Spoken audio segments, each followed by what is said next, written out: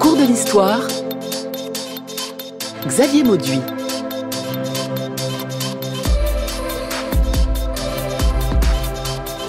César et la guerre des Gaules. Engagez-vous, vous verrez du pays, qu'il disait. Toute la Gaule est divisée en 3 parties, dont l'une est habitée par les Belges, l'autre par les Aquitains, la troisième par ceux qui, dans leur langue, se nomment les Celtes, et dans la nôtre, Gaulois. Ainsi débute un texte exceptionnel, La guerre des Gaules, de Jules César. Quelques lignes qui méritent une note de bas de page, ou mieux, un astérix. Nous sommes en 50 avant Jésus-Christ, toute la Gaule est occupée par les Romains, toutes non, un village peuplé d'irréductibles Gaulois résiste encore et toujours à l'envahisseur. Jules César envahit la Gaule. Les gars, les Romains arrivent. Il y a une corde de légionnaires qui est en train de manœuvrer sur la falaise. Mais on n'a pas encore fini de déjeuner. Et on attaque à peine l'heure d'œuvre, allez. C'est la journée continue alors. Non, vous occupez pas, vous occupez pas. Alors, il vient ce sanglier.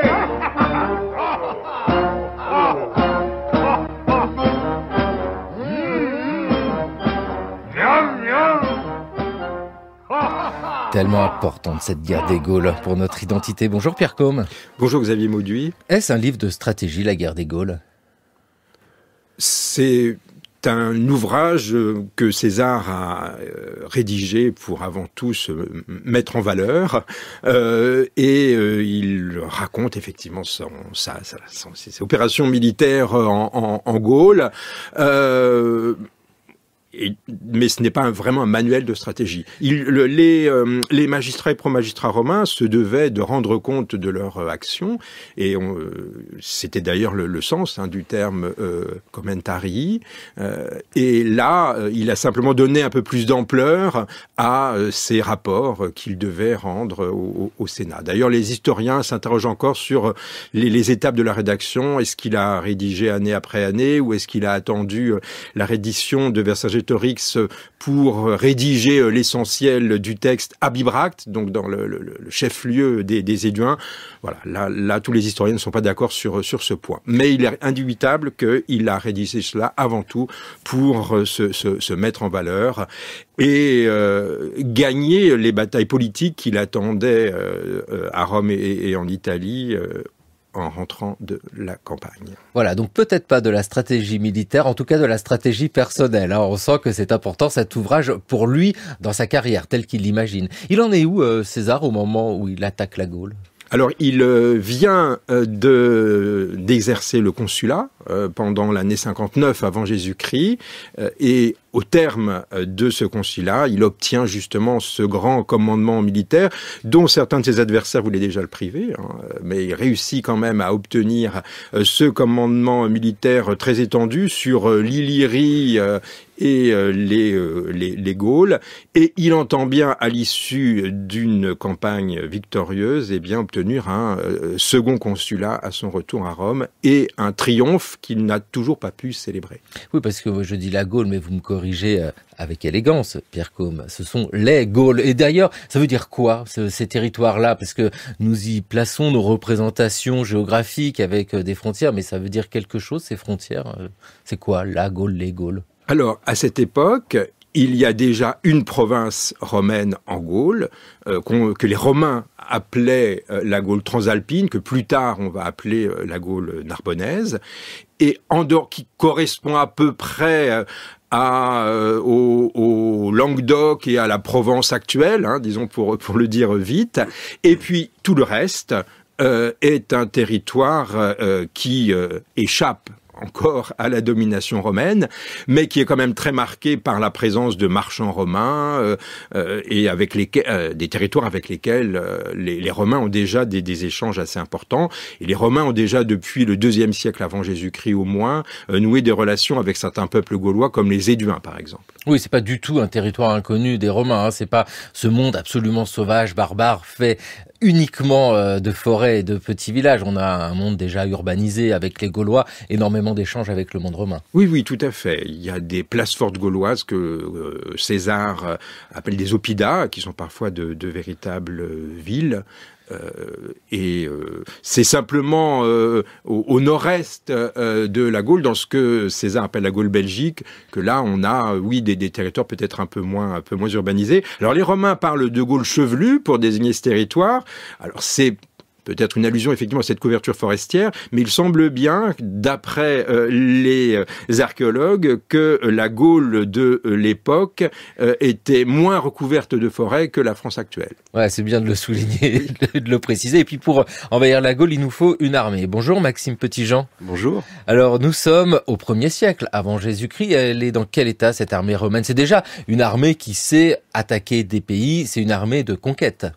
Alors oui, absolument, c'est une armée qui a déjà une très longue expérience derrière elle, mais qui connaît aussi certaines évolutions. Alors ce sont des évolutions qu'on a parfois un petit peu exagérées. Ce qu'il faut retenir, c'est que sous la République romaine, l'armée est une milice civique, c'est-à-dire que c'est une armée censitaire qui fonctionne selon le principe de la conscription. Les citoyens romains sont répartis en 5 classes censitaires par niveau de richesse, et ils vont servir dans des corps de troupes dédiés en fonction de leur richesse. Ce recrutement qui se fait sur la base de la conscription évolue sensiblement à la fin de notre époque, à la fin de la République, avec une ouverture au volontariat, mais qu'il convient un petit peu de nuancer. On a souvent donné cette image de l'armée de la fin de la République comme une armée de mercenaires recrutés par des généraux ambitieux et fidélisés à leur cause. Il y a un livre assez récent de mon collègue François Cadiou qui a remis un petit peu les choses en question très récemment, L'Armée imaginaire, publié aux Belles Lettres. Sur le plan du recrutement, ça reste quand même une milice civique. Alors ensuite, sur le plan de la tactique, c'est une armée aussi qui connaît certaines évolutions, dans le sens où on passe d'un système qui était très centré auparavant sur ce qu'on appelle le manipule, c'est-à-dire une subdivision tactique constituée de 2 centuries, à la cohorte. Alors toute la question, c'est de savoir exactement quand est-ce que la cohorte fait son apparition. La cohorte, c'est une unité qui se compose d'environ 3 manipules et donc de 6 centuries, environ 500 soldats, une unité un petit peu plus massive au sein de la Légion, qui semble vraiment faire son apparition avec les commentaires de César. Toute la question, c'est de savoir exactement quand est-ce qu'elle est apparue et pour quelles raisons. Le problème, c'est qu'on n'a pas une couverture documentaire très continue pour le 1er siècle avant notre ère, et les commentaires de César arrivent précisément après un long moment de silence des sources narratives, avec une certaine pauvreté des récits militaires. Donc c'est vrai qu'on a une certaine impression de nouveauté. Et puis il faut les commander, tous ces légionnaires. Alors par rapport au chef, là aussi, où en sommes-nous? Par exemple, un bonhomme comme Jules César. Jules César, il a une formation militaire. C'est un militaire, uniquement militaire, ou alors il suit un cursus qui lui fait passer d'un monde civil à un monde militaire? On en est où? Eh bien, ça, c'est une caractéristique justement du système romain que de faire en sorte que les élites dirigeantes alternent durant leur carrière entre fonction civile, entre magistrature civile et fonction militaire. Donc, il y a cette carrière des honneurs qu'on appelle en latin le cursus honorum, qui est réservé donc aux aristocrates qui font partie de la première classe censitaire et même de ce qu'on appelle au sein de cette première classe l'ordre équestre, les chevaliers, les equites. Ces chevaliers, à partir de 30 ans, s'ils ont effectué leurs 10 années de service au sein de la cavalerie, peuvent prétendre à l'exercice de magistrature. Alors, dans l'ordre, il y en a 4 principalement. Il y a d'abord la questure, à partir de 30 ans. Ensuite, l'édilité, donc les personnes qui s'occupent plutôt de l'organisation des jeux publics, la préture et le consulat. À partir de la préture, les magistrats romains, les sénateurs, puisqu'ils font leur entrée au Sénat à partir du moment où ils ont exercé une magistrature, peuvent commencer à exercer des commandements. Alors, à l'époque qui nous intéresse, c'est ce qu'on va appeler des pro-magistratures, c'est-à-dire des commandements qui vont s'inscrire dans la suite des magistratures supérieures exercées à partir de la préture. Et donc, ces commandements, ils les alternent ensuite avec d'autres charges civiles. Donc, il y a une certaine confusion des deux genres. Et c'est quelque chose qui fait partie de l'idéal, en fait, de l'aristocratie romaine, que de former comme ça des hommes complets, en fait, qui sont capables à la fois d'administrer la chose civile et de commander des armées. Voilà, un panorama qui est complet, géographique, un panorama de l'armée de Jules César. Pierre Côme, vous êtes professeur d'histoire ancienne à l'université de Rouen. Il y a peut-être une précision à faire parce qu'il faut toujours le rappeler. Nous sommes au 1er siècle avant Jésus-Christ. Jules César n'est pas empereur, c'est pas du tout un empereur, il faut le rappeler sans cesse. Oui, il n'est pas empereur.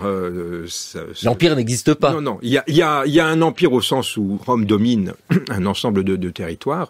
C'est ce qu'on peut appeler une république impériale, mais il n'y a pas de régime impérial et pas de régime de pouvoir personnel à ce moment-là. Il y a des luttes politiques qui deviennent de plus en plus âpres, disons, des ambitions là qui s'entrechoquent, mais il n'y a pas de régime impérial. Quant à la formation de César, il n'y a pas non plus d'école militaire dans la Rome antique. Alors, on sait assez peu de choses de sa formation militaire.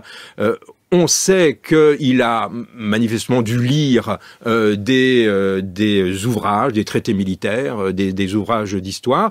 Il a la réputation d'être un intellectuel, puisque même quelqu'un qui ne l'appréciait pas toujours comme Cicéron reconnaît que César est un grand écrivain, un grand orateur. Donc on peut penser que là c'était vrai. Et comme tous ces futurs magistrats, eh bien, il s'est formé en accompagnant sur le terrain des membres de sa famille ou des amis qui exerçaient des magistratures ou des pro-magistratures dans les provinces romaines, qui commandaient des armées. Par exemple, au moment de la guerre contre le roi Mithridate, eh bien, il a accompagné Marcus Minucius Thermus, qui donc combattait le roi du Pont. Alors, Suétone a surtout retenu qu'à cette occasion, dans le cadre d'une mission diplomatique pour aller chercher des navires, il aurait une liaison avec le roi Nicomède de Bithynie, mais en dehors de cette prétendue liaison, il y a le fait que César a comme ça appris en quelque sorte un peu le métier des armes et l'art du commandement. Le pont, ça nous conduit en mer Noire. Oui, voilà, c'est dans au nord de la Turquie actuelle, sur la côte sud de la mer Noire. Et la Bithynie, c'est la région des Troies. Qu'est-ce qu'il vient faire en Gaule, César ? Pourquoi la Gaule l'intéresse à ce moment-là ? C'est-à-dire qu'il a des fonctions qui le conduisent à s'occuper de ces territoires ? Alors, il semble bien qu'au départ, l'objectif de César, quand il obtient ce proconsulat, n'était pas la conquête de la Gaule, mais il s'orientait plutôt, semble-t-il, vers un affrontement contre le roi d'Hédas Burebistas, qui dominait un royaume, disons, correspondant grosso modo à la Roumanie actuelle, parce que des opérations militaires sur le Danube, ça avait en plus l'avantage de valoir à celui qui les mènerait un grand prestige. Le Danube, pour les Romains, c'est un fleuve un peu mythique, dont ils ne connaissent pas très bien le cours. Et donc, dans ce cadre-là, il avait commencé d'ailleurs à nouer des alliances, César, avec le roi des Suèves, Arioviste, dont il avait fait même un roi allié du peuple romain. Et puis, finalement, il change ses plan en saisissant l'occasion que lui offrent les Éduins qui l'appellent au secours, parce que les Éduins sont confrontés à la demande de migration du peuple des Helvètes qui voulaient quitter les rivages en quelque sorte du lac Léman, de la Suisse actuelle, pour se diriger vers la côte atlantique. Et donc, ça les amenait à traverser toute la Gaule. Et les Éduins craignent cette traversée des Éduins et ils appellent à l'aide le proconsul César. Et c'est ça qui va orienter César vers la Gaule. César arrive en Gaule. Ah, Valérios, choisis 10 hommes parmi les plus braves, nous partons. Où vas-tu nous emmener ? En Gaule. En Gaule, avec 10 hommes seulement ? Oui, Valérios, je viens de décider. J'entrevois très clairement le dessein des dieux. La situation est simple. Si j'étais resté en Bretagne, Vercingétorix n'aurait pas osé ce qu'il a osé. Et maintenant ? Nous le frapperons au moment où il s'y attendra le moins. Tu vois, Valérios, voilà ce qui arrive lorsque le destin d'une nation est ainsi laissé entre les mains de politiciens sans envergure. Le Sénat, en me refusant de nouvelles légions, va me permettre d'étouffer définitivement la révolte des Gaulois. Ainsi, je réduirai les sénateurs Je sauverai l'honneur de Rome et je montrerai que ce qu'a dit Pompée n'était que mensonge. Alors ils n'oseront rien refuser à César qui aura vaincu Vercingétorix. Comment ferons-nous pour passer en Gaule? On dit que l'ennemi est partout. Nous allons franchir les monts Cévennes. Mais c'est impossible. Cela semble impossible. Viens, je vais te montrer quelque chose. J'ai conçu ce plan. Ici se trouve Marcus Lavinius. Là, les légions de Titus. Ici, la garnison de Quintus Cicéron. Nous allons converger vers cette région. Et ensemble, nous lancerons l'attaque. César, conquérant de la Gaule, c'est le film de Tonio Boccia qui a signé ce film sous le nom d'Amerigo Anton en 1962. La guerre des Gaules, bien sûr, nous présentons César contre les Gaulois et particulièrement Vercingétorix. Mais non, c'est beaucoup plus complexe la guerre des Gaules parce que c'est long, c'est très long. Vous nous avez dit, Pierre Côme, qui va aider les Éduins. Alors les Éduins, c'est un peuple qui se trouve où à peu près? Alors les Éduins occupent une grande partie de la Bourgogne actuelle, en gros entre la Saône et la Loire. Leur chef-lieu, leur capitale, c'était Bibracte, donc au sommet du mont Beuvray, et c'est en fait à côté d'Autun. Hein. Autun, plus tard, mais à l'époque d'Auguste, a été la nouvelle capitale imposée aux Éduins par les Romains quand ils ont été priés d'évacuer leur place forte de Bibracte au sommet du mont Beuvray pour s'installer dans la plaine. Alors Jules César part avec une armée, évidemment. Il a quoi, Maxime Petitjean, comme... Alors il n'y a pas que des soldats, il y a des cavaliers. C'est quoi l'armée de César? Alors c'est une armée qui a beaucoup évolué justement au cours de la guerre des Gaules. Au départ, donc si on se situe en 58 avant notre ère, au moment où commencent les premières opérations contre les Helvètes, c'est une armée qui se constitue de 4 puis de 6 légions et d'un contingent de cavalerie déjà assez étoffé, donc de 4000 cavaliers.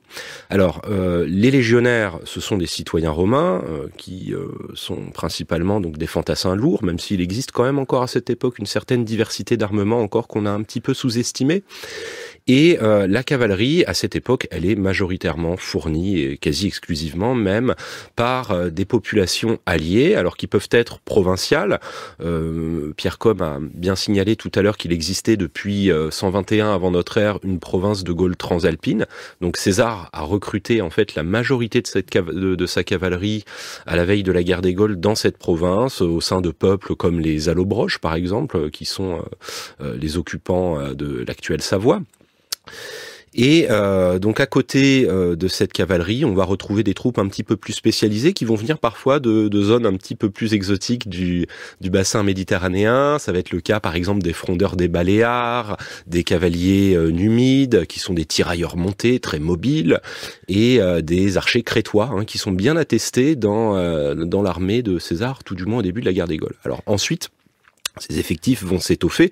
En 52 avant notre ère, César a à sa disposition une armée constituée, alors on hésite un petit peu, entre 10 et 12 légions. Donc ce qu'il faut imaginer ici, c'est environ 50 000 légionnaires. Et des troupes auxiliaires dont les effectifs peuvent varier considérablement et qui ne sont pas toujours précisés par César dans ses commentaires. Est-ce qu'il y a une spécificité de cette armée de César au moment de la guerre des Gaules? Pierre Côme, vous avez écrit sur cette armée romaine sur le temps long du 8e siècle avant Jésus-Christ au 5e siècle après Jésus-Christ, et puis sur les plus grandes batailles de Rome publiées chez Armand Collin. Y a-t-il une spécificité? Est-ce que c'est à peu près ce dont disposent tous les généraux un peu partout dans l'Empire? Enfin, l'Empire ou la République, au sens d'Empire. C'est très difficile parce que comme l'a dit Maxime Petitjean, on a l'armée de César dans notre documentation, elle est surreprésentée du fait de cette rédaction de la guerre des Gaules. Donc il est difficile de savoir exactement comment fonctionnait l'armée de Pompée, l'armée de Crassus. L'armée de Crassus a très mauvaise presse parce qu'évidemment il s'est fait battre par les Parthes à Ca en 53 avant Jésus-Christ.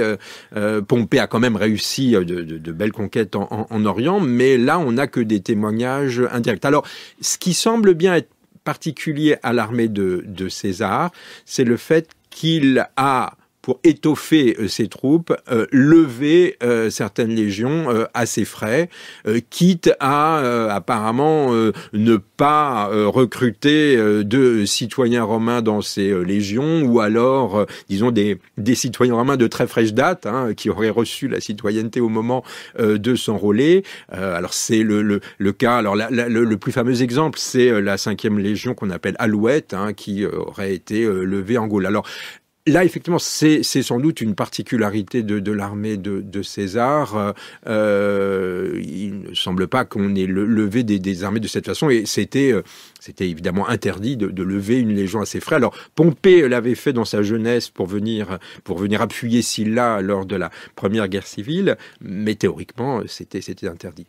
Et dans cette histoire, effectivement, il y a cette spécificité de recrutement. Et puis, la question qui se pose au moment de réfléchir au stratège, Jules César est-il un stratège exceptionnel ?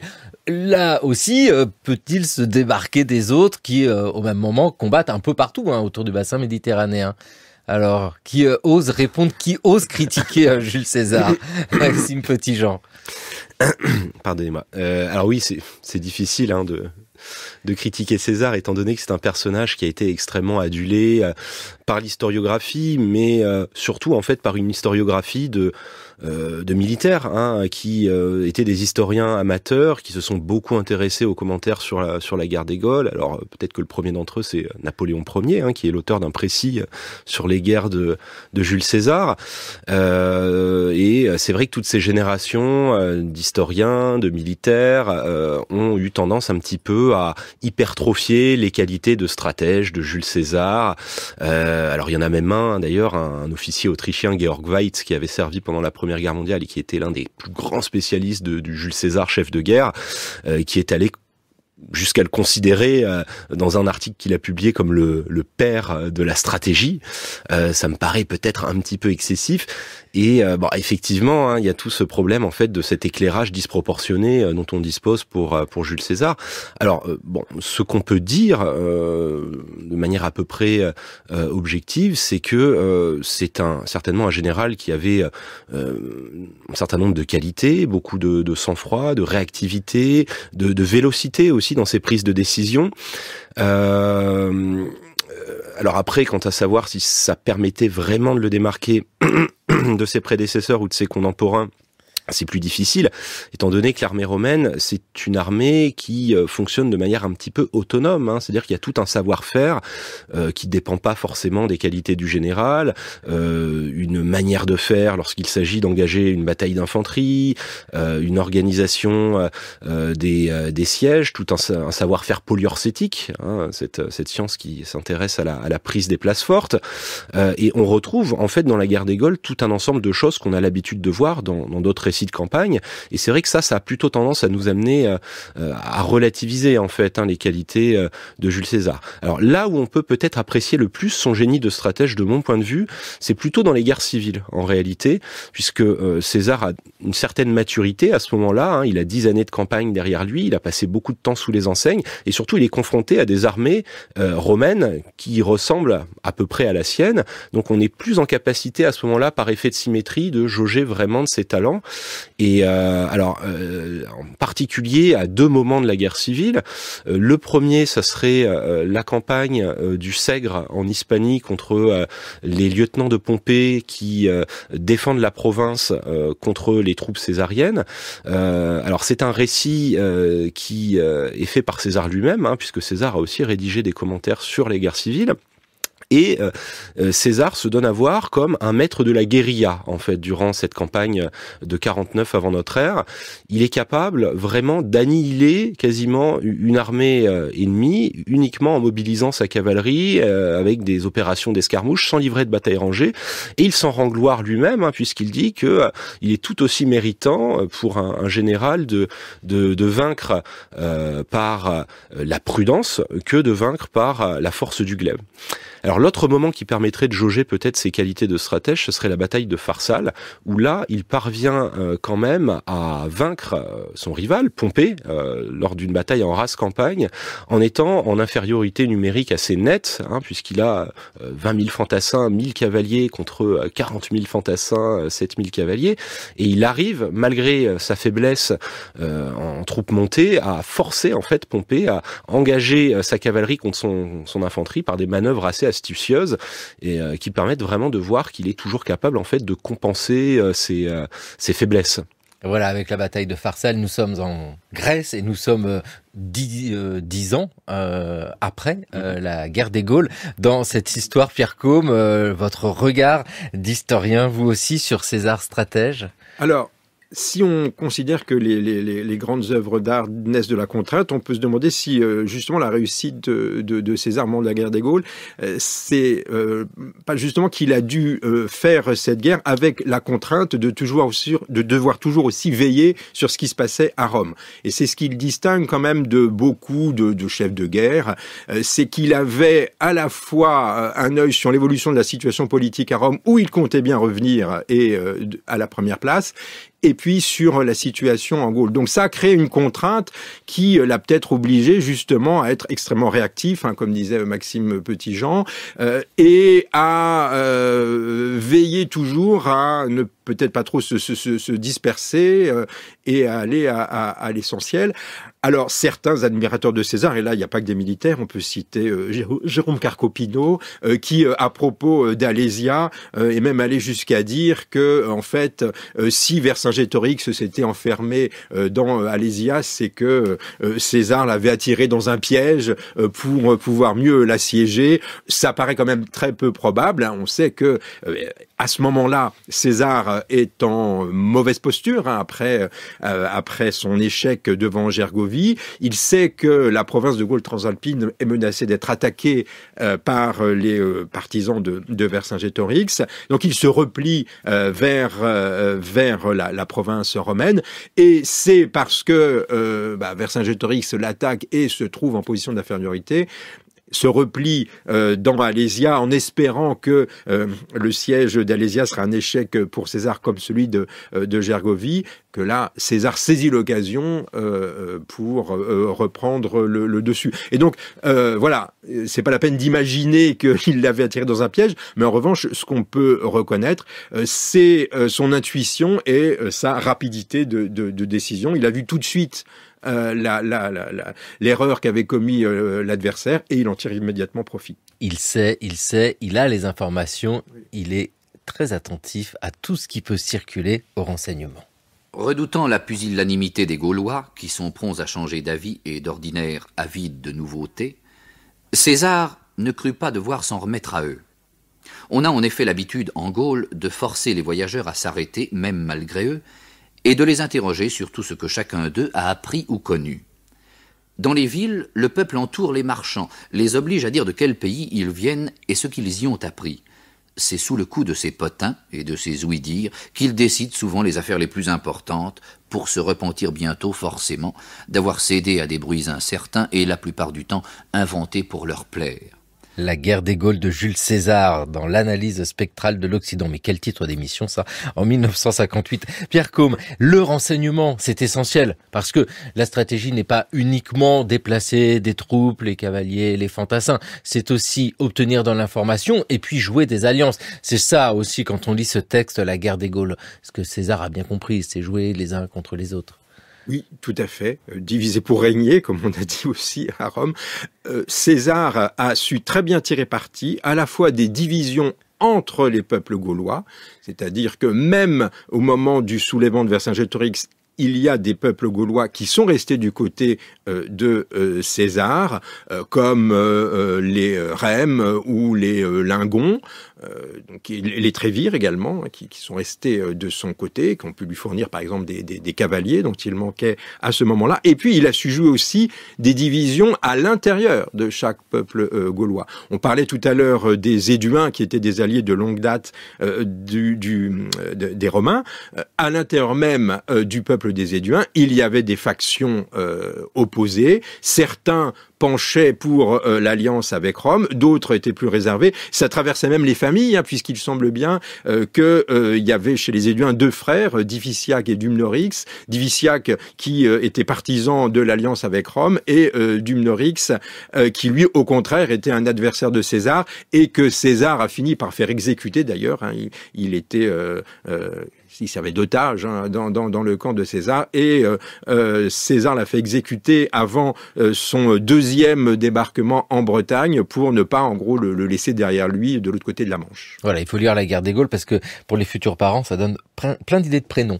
Non mais originaux, on les entend pas habituellement. Maxime Petitjean, au moment du combat de la guerre il y a l'adversaire, il faut le prendre en compte. Les Gaulois que rencontre César sont-ils apte à répondre aux attentes d'un général romain? C'est-à-dire, est-ce que c'est un combat que César connaît face aux Gaulois? C'est-à-dire vous... Est-ce que les Gaulois sont aptes à la bataille rangée comme peut l'imaginer César, ou est-ce une forme de combat complètement différente qui obligerait César à s'adapter? Alors oui, tout à fait. Ils sont capables justement de tenir tête à l'armée romaine et ils l'ont montré d'ailleurs à plusieurs reprises durant la guerre des Gaules. Alors on a souvent eu, c'est vrai, cette image des Gaulois comme un peuple barbare, très inorganisé, indiscipliné, incapable de se ranger en unité organisée pour aller à la bataille. Alors évidemment, c'est une image que les sources romaines se plaisent à répandre pour valoriser leur conquête ou pour en tout cas les justifier. Ce qu'on sait, c'est que en réalité, ces Gaulois étaient tout à fait capables d'organisation, qu'ils disposaient d'un armement d'ailleurs assez similaire à celui des Romains. Les deux peuples se sont beaucoup influencés et les Gaulois d'ailleurs tiennent plusieurs pièces de leur équipement des Gaulois eux-mêmes. Bon, ce qu'on sait après évidemment, c'est que leurs modes de combat ne sont pas toujours exactement les mêmes que ceux des Romains. Il n'y a pas de division en légions, en cohortes, en manipules, en centuries. Chez les Gaulois, ce sont plutôt des peuples qui vont former une phalange au combat.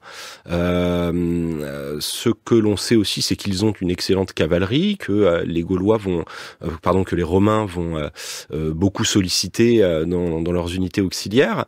Donc c'est donc un ensemble de peuples qui sont tout à fait capables de mener des opérations militaires et qui ne sont pas confinés dans une forme de guerre primitive comme on l'a souvent imaginé, qui ne pratiqueraient que la petite guerre, qui sont très souvent capables de livrer des batailles rangées contre les Romains.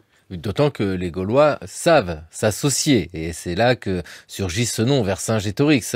Pierre Côme, c'est ça aussi, cette histoire qu'il faut raconter à travers la guerre des Gaules. Une guerre, ça se joue à deux, au minimum, sinon il n'y a pas la guerre.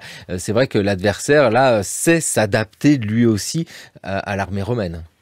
Oui, alors Vercingétorix, il apparaît dans le récit de la guerre des Gaules en 52 avant Jésus-Christ, quand il apparaît à la tête d'un grand soulèvement des peuples gaulois, mais après avoir dû surmonter des divisions à l'intérieur même du peuple arverne auquel il appartenait, puisque même des membres de sa famille étaient opposés à un soulèvement contre les Romains. Alors la grande question qui se pose, c'est de savoir si Vercingétorix n'avait pas eu des liens auparavant avec César. Alors bon, certains historiens dans le passé en ont même fait un agent double, alors je n'irai pas jusque-là, mais il est possible que lors justement des alliances entre César et certains peuples gaulois, Vercingétorix, c'est un moment séjourné dans le camp de César comme caution, ce qu'on appelait un otage, mais au sens de caution d'une alliance dans l'Antiquité, et que ça, César les tue ensuite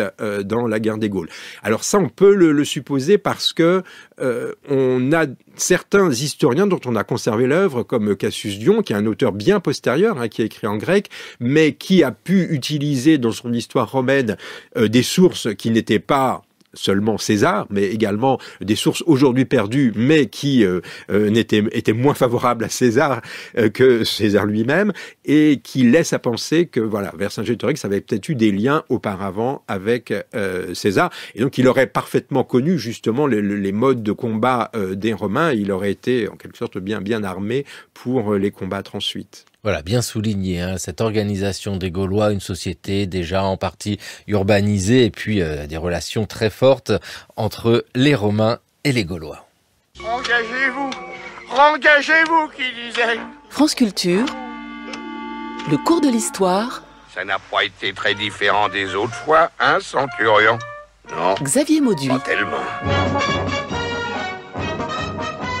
Les 12 travaux d'Astérix en 1976 dans le cours de l'histoire sur France Culture, une émission réalisée par Alexandre Manzanares avec aujourd'hui à la technique Timothée Hubert, et nous sommes avec Jules César et la guerre des Gaules. Là, cette guerre des Gaules, c'est long, hein, c'est 58 avant Jésus-Christ, 51 avant Jésus-Christ. Ça veut dire que il y a toute forme de stratégie possible pour César sur ce temps long et toute forme de tactique au moment de chaque bataille. C'est ça aussi, enfin, il a tout fait, César, pendant cette longue guerre. Il y a de la bataille rangée, on peut le dire comme ça? Oui, je vois un oui, Maxime Petitjean. Donc ça, c'est bon. Le siège, évidemment. Donc toutes les formes de bataille, il a pu tester tout ce qu'il connaissait. Absolument, oui. On a tout un éventail, en fait, d'opérations qui sont représentative en fait des opérations menées en temps normal par l'armée romaine en temps de conquête.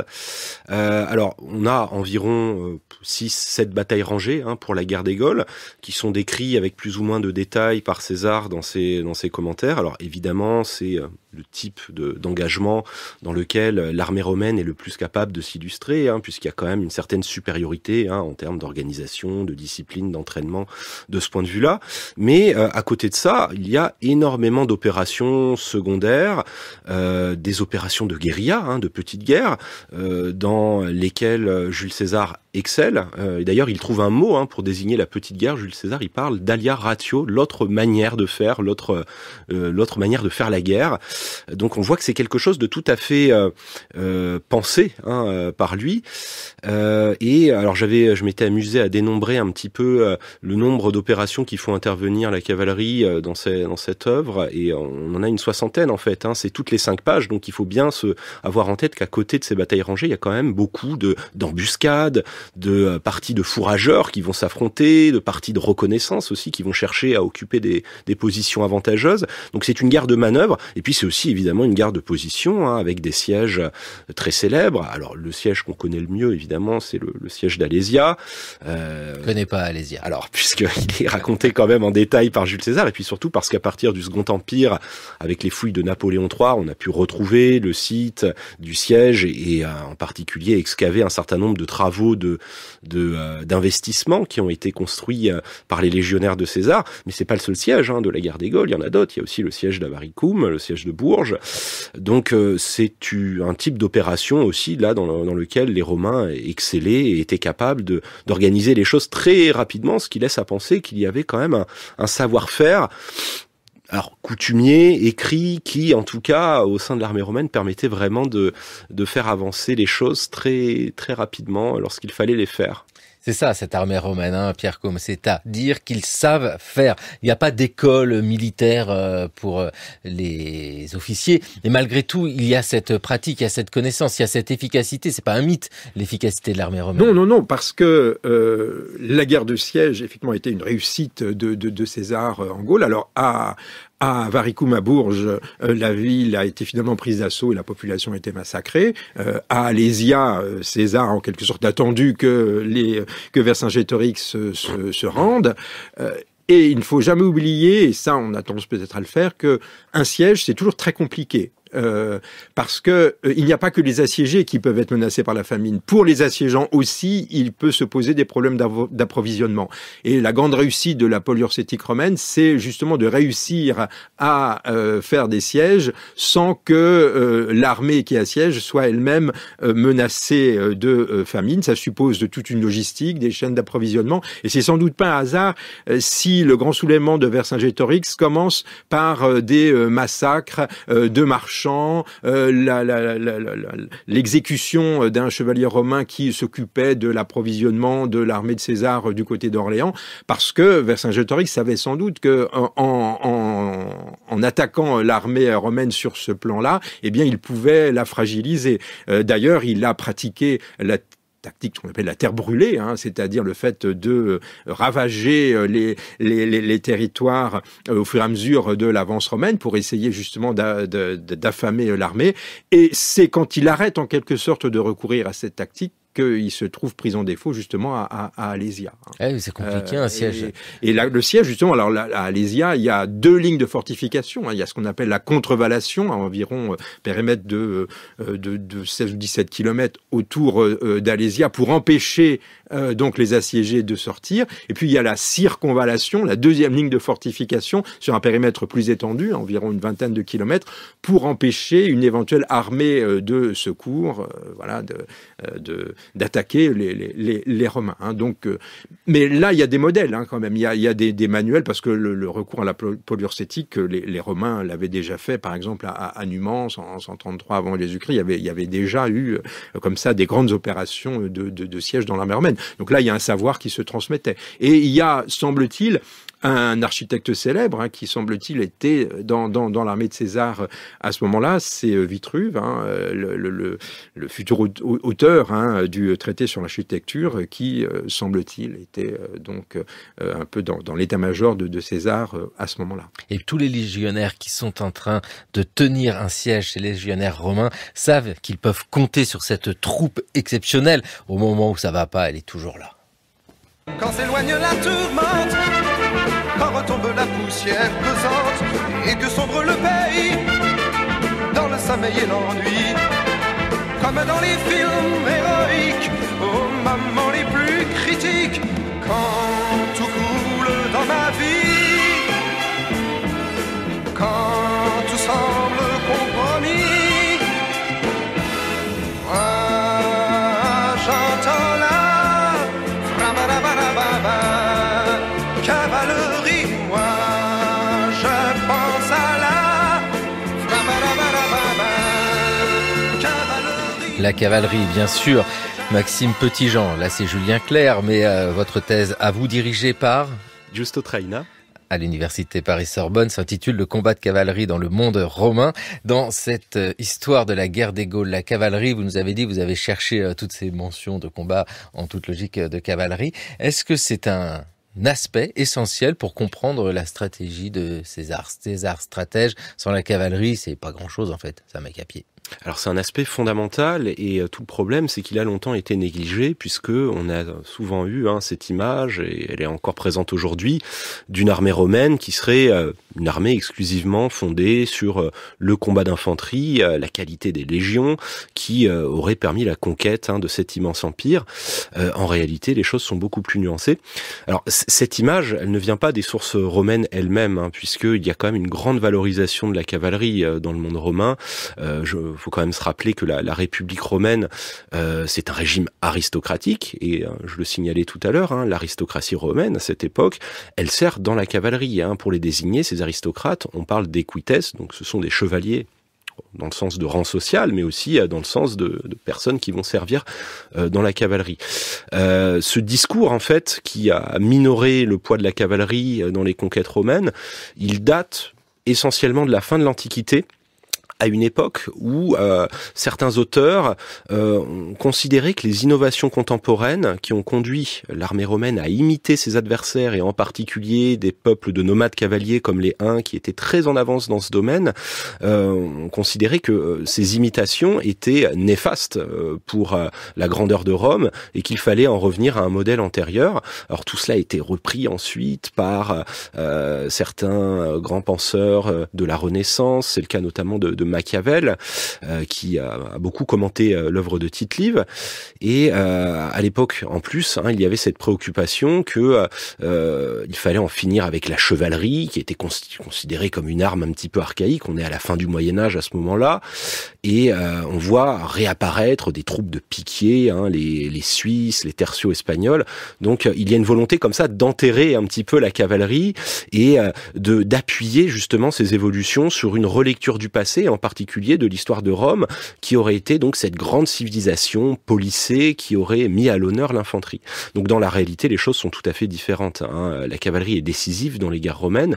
On s'en rend compte très bien dans les récits que César nous a livrés, qui montrent que cette cavalerie a tout un ensemble de tâches. Alors, bon, déjà, lors des batailles rangées, puisque c'est une arme qui va permettre généralement de remporter la décision en attaquant les parties vulnérables de l'armée adverse, ses flancs, ses arrières, puisque les cavaliers sont quand même plus mobiles que les fantassins, et puis aussi pour toutes ces opérations périphériques qui entourent les batailles rangées et qu'on voit se développer chaque année dans chaque campagne, des opérations de reconnaissance, des opérations de contrôle des territoires parcourus, de prélèvement des approvisionnements, donc toutes ces corvées de fourrage qui sont décrites en détail par César et qui font intervenir systématiquement des cavaliers. Donc ce qu'on peut conclure en fait, c'est que dans les guerres de cette époque-là, qui n'a pas la maîtrise de ce paramètre-là, n'a pas la maîtrise en fait des territoires parcourus, du théâtre d'opération, et n'a plus de liberté de mouvement, ce qui finit par constituer un handicap réel pour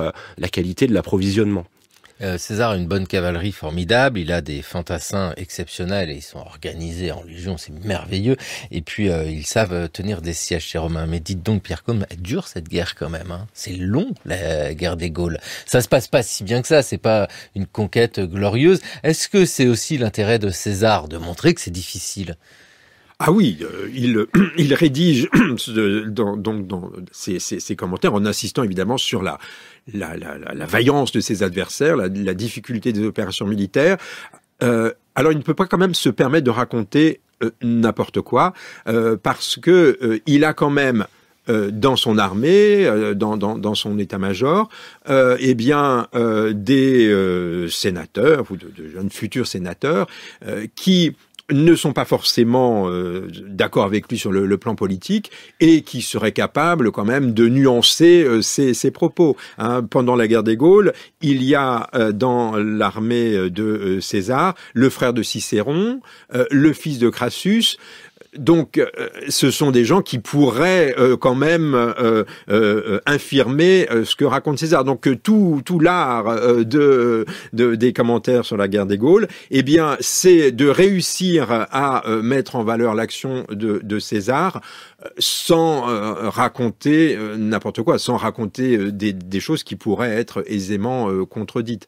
Donc, ça passe par des silences, des choses que l'on tait, et puis il y a aussi la volonté de mettre en valeur certains exploits, comme par exemple les ponts lancés sur le Rhin pour aller poursuivre des Germains qui avaient fait des incursions au nord-est de la Gaule. Alors César en parle beaucoup dans ses commentaires.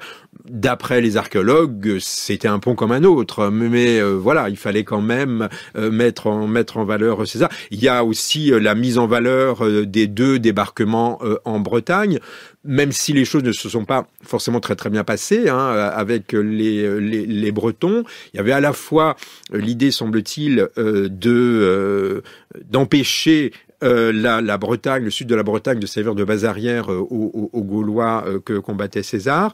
Il y a eu, et là c'est là peut-être une facette aussi des opérations militaires qu'on n'a pas encore abordées, mais il y a eu quand même aussi des batailles navales, notamment contre les Vénètes, quand César a dû combattre les peuples qui se trouvaient, disons, le long de la côte atlantique. Oui, il y a eu des difficultés, ça a été long, le territoire à contrôler était quand même assez vaste. Et ce qui a retardé l'achèvement, ça a été quand même justement le soulèvement de Vercingétorix en 52. Et la Bretagne, bien sûr, c'est la grande Bretagne. Ah oui, c'est l'Angleterre actuelle. Oui, c'est pas notre Bretagne à nous, sachant que les Gaulois sont effectivement vaillants. Il faut le dire, sinon alors là, nous ne sommes plus rien. Non, les Gaulois sont vaillants, même après Alésia. Après Alésia, oui, il y a des combats. Voici Uxellodunum sans chef. Mais Uxellodunum va se battre. Les Romains encerclent l'oppidum et construisent une terrasse et une tour de 40 mètres de hauteur pour placer leurs catapultes au niveau des bases de l'oppidum. Et la bataille commence.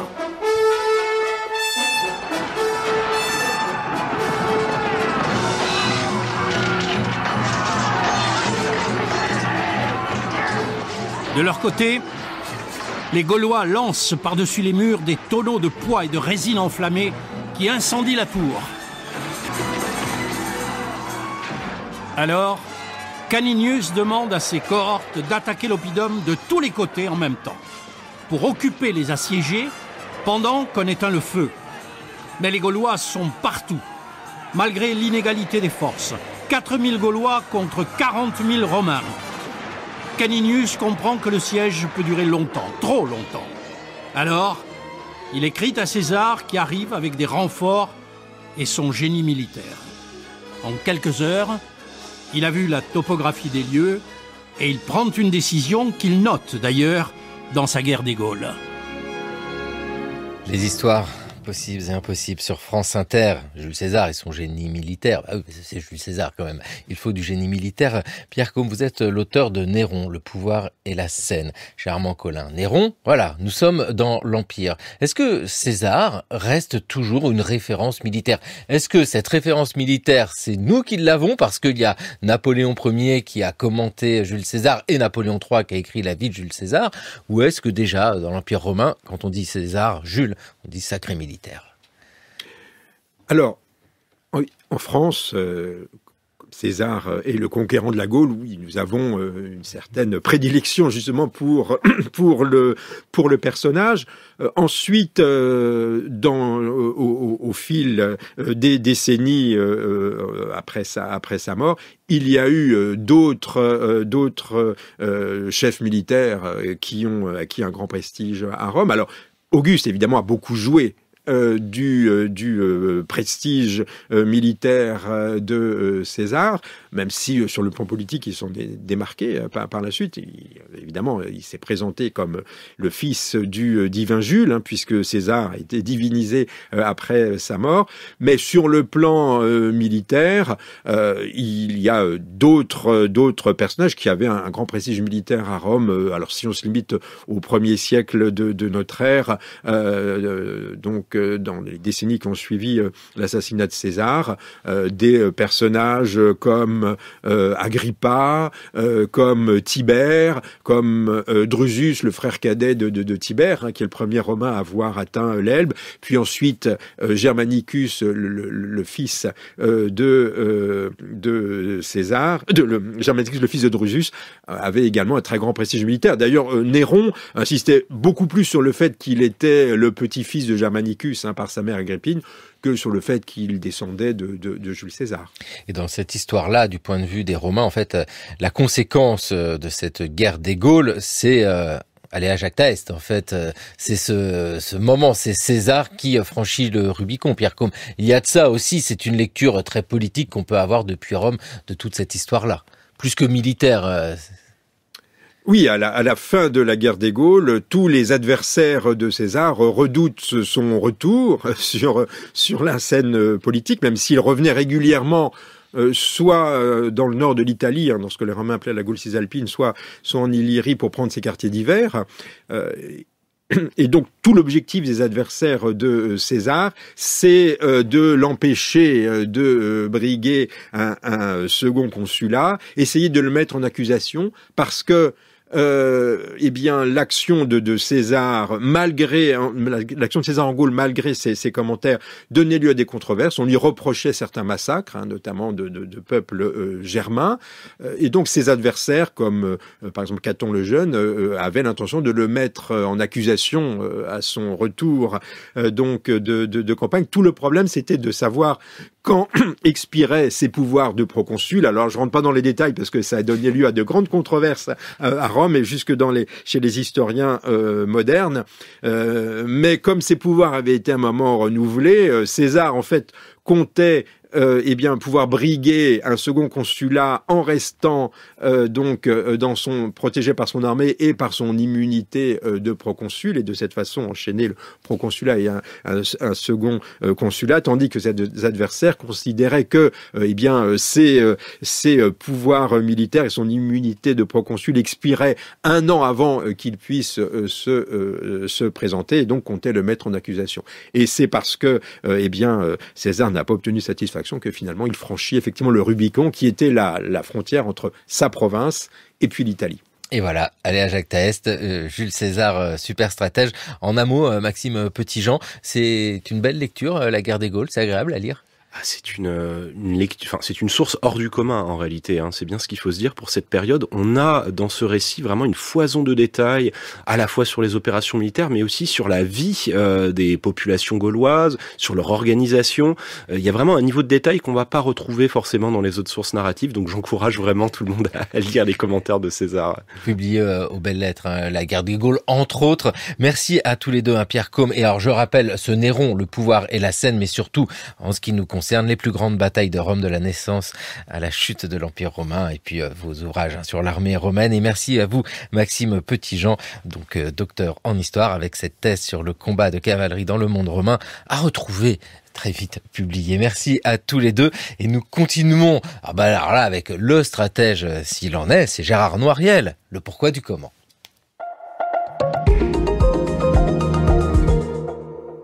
Pourquoi le tremblement de terre de Lisbonne, en 1755, ébranla toute l'Europe?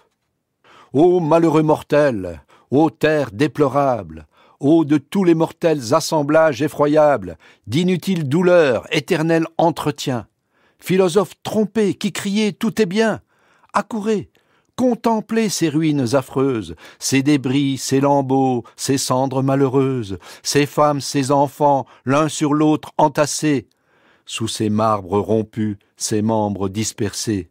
Quel crime, quelle faute ont commis ces enfants sur le sein maternel écrasé et sanglant? Lisbonne, qui n'est plus, eut-elle plus de vices que Londres, que Paris, plongée dans les délices? Lisbonne est abîmée et l'on danse à Paris. Voltaire a écrit ce poème sur le désastre de Lisbonne au lendemain du terrible tremblement de terre qu'a connu la ville le 1er novembre 1755. 3 secousses distinctes se produisirent sur une durée d'une dizaine de minutes, causant de larges fissures jusqu'à 5 mètres et dévastant la ville.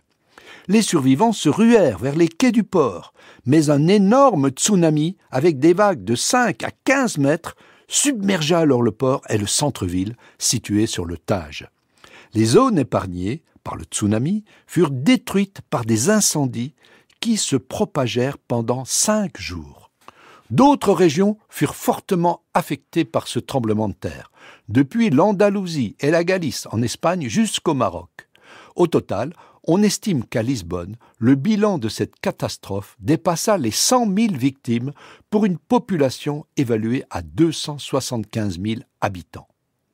Le port de Lisbonne ayant été quasiment détruit, le Portugal fut définitivement distancé par la Grande-Bretagne dans son expansion coloniale. Le même déclin frappa les ports espagnols de Cadix, Séville ou La Corogne.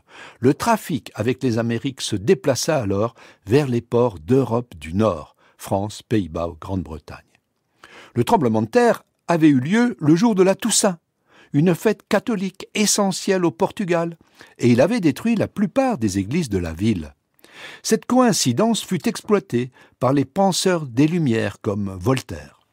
Dans l'extrait du poème que j'ai cité, il s'en prend implicitement au philosophe allemand Gottfried Wilhelm Leibniz, qui avait affirmé en 1710, je cite, « Puisque Dieu est bon et tout-puissant, et puisqu'il a choisi ce monde parmi toutes les possibilités, ce monde doit être bon.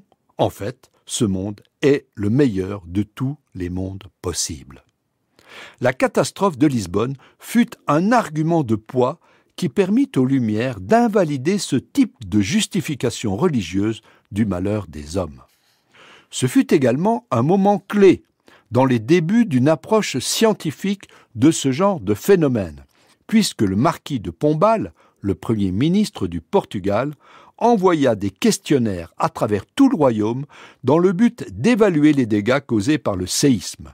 Les données furent recueillies et analysées pour tenter de comprendre comment se produisent ces catastrophes et tenter de les prévenir.